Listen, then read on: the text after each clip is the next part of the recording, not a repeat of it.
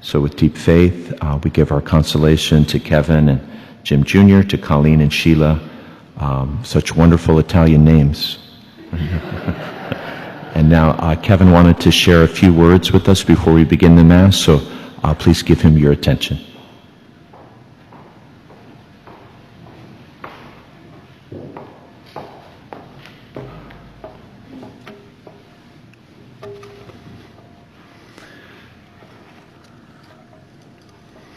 Good morning. For those of you who don't know me, I'm Kevin Rooney. I'm the second of Jim and Seal's 4 children. On behalf of my brother Jim, Colleen, and Sheila, thank you so much for coming. Last week has given us an additional meaning for the phrase, "Our Father who art in heaven." Dad was a caring and faith-filled man, so we know he is, and we're so happy he and Mom are together again. Your presence today means the world to us.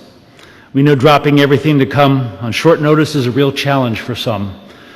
We also recognize there are many who would love to be here but could not be. Some are watching the live stream of this funeral mass. We are grateful for and feel their love and prayers. I want to acknowledge Dad's siblings.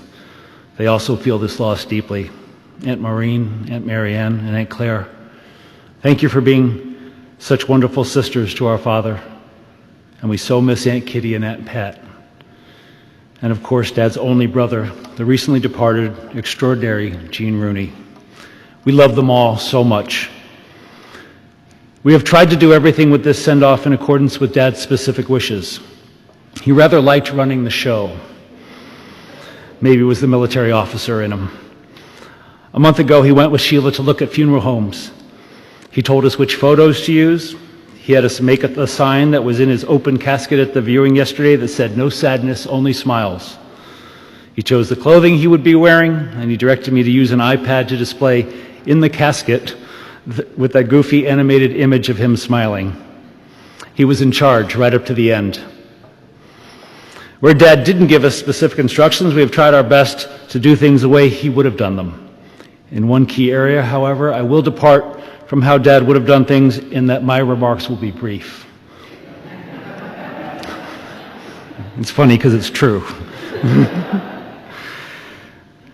Most of you know Dad was a career Coast Guard officer, but you probably didn't know he initially had little interest in a career in uniform, but fate, or as he came to firmly believe, divine providence, had something in mind for him. He was already a little more than a year out of high school and working in the mailroom at Texaco headquarters in New York City across the river from where they lived in New Jersey. His father was quite ill, and with 6 siblings, 7 in total, there was no money for college. The Korean War was on, and Dad was nearly certain he would be drafted. He was told that you get better choices if you enlist, better choices of training if you enlist rather than waiting for the draft, so he started looking at his options. He came to learn the Coast Guard, which he knew virtually nothing about, was offering the shortest enlistments. So he signed up for what his Navy friends later referred to as the Draft Dodgers Yacht Club.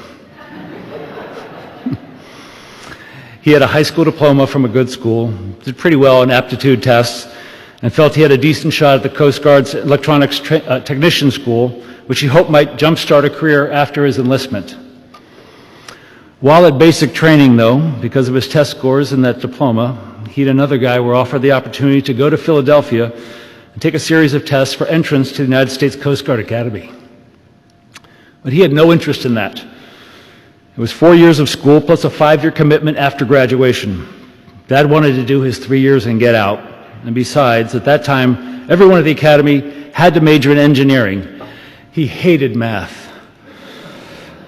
But when they told him the Coast Guard would take him out of basic training, which is, to put it mildly, not fun, and send him to Philly by train and put him up in a hotel for a few days, he said, sure, why not? He had a good time there, and he said he knew little on the tests. Much of it was math, which he wasn't good at. And at that point, it had been almost 2 years since he had been out of high school, and so he hadn't studied anything at all since then, let alone math. Much of the test with multiple choice, and he flat out randomly guessed answers on at least half the questions. So he was absolutely stunned when weeks later he was offered an appointment at the academy, an extremely competitive university. He was still not inclined to take it, though, because at age 20, the 9-year total commitment seemed like an eternity.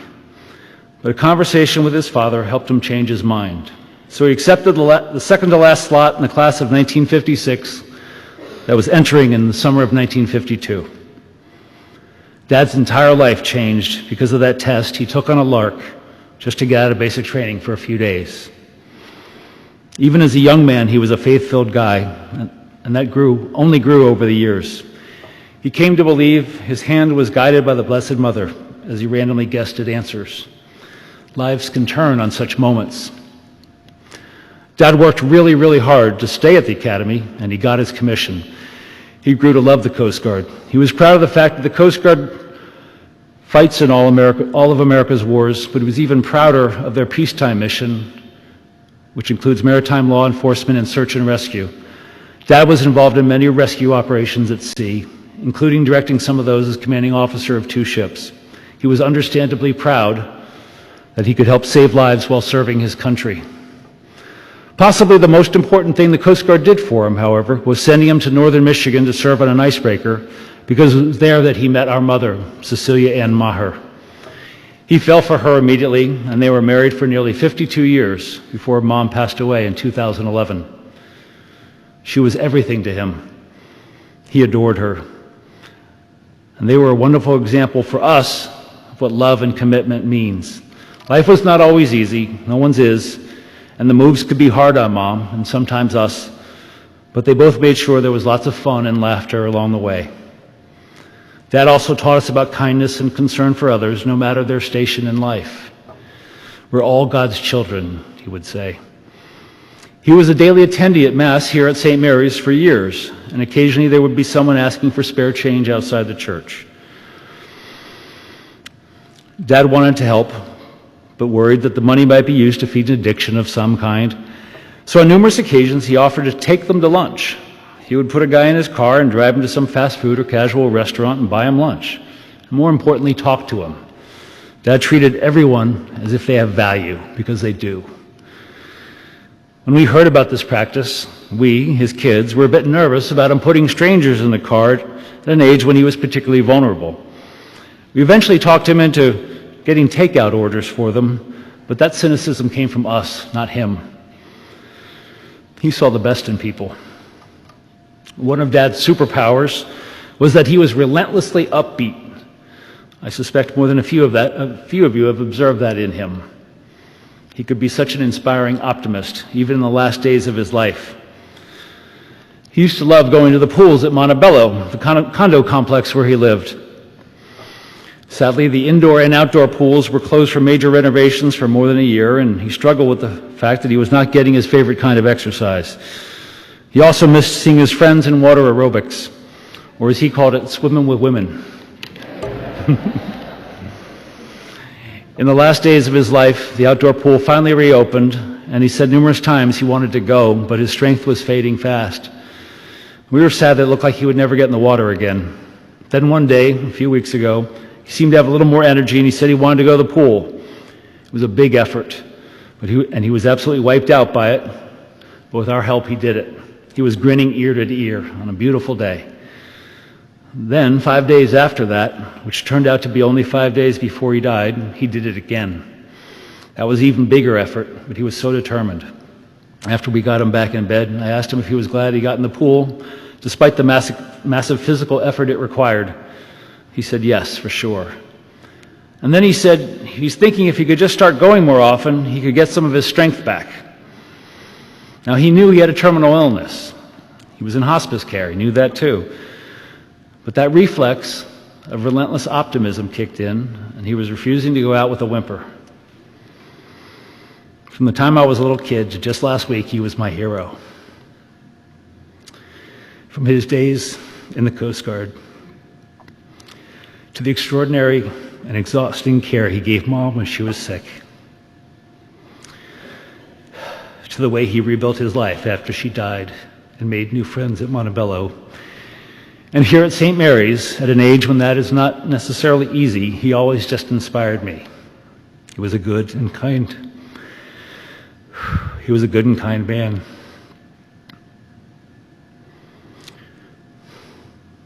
He wanted to put a smile on the face of everyone he came across, and he often did.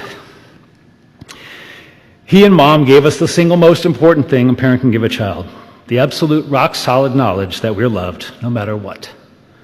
That's a gift we didn't earn, and we'll spend the rest of our lives trying to pay it forward to others. We loved him so much, and we'll miss him more than I have words to express. Jim, Colleen, and Sheila, what would Dad say at the end of some kind of interaction with people? Take the rest of the day off. Right. Take the rest of the day off. Thank you for caring about our father, Jim Rooney. Take the rest of the day off.